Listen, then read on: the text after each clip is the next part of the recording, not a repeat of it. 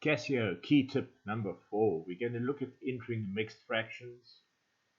Now, where do the fraction buttons lie?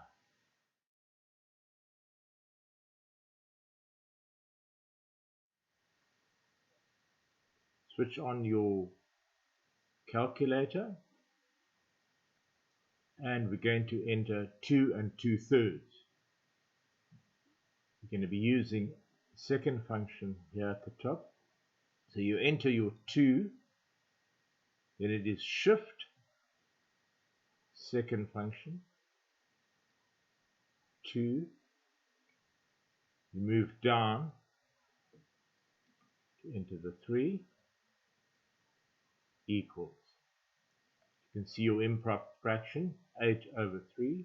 Using the SD key, you can change it to a decimal. SD again returns to the improper fraction. If you want to see it as a mixed number, you push Shift SD or SD to return to the decimal. Clear the screen.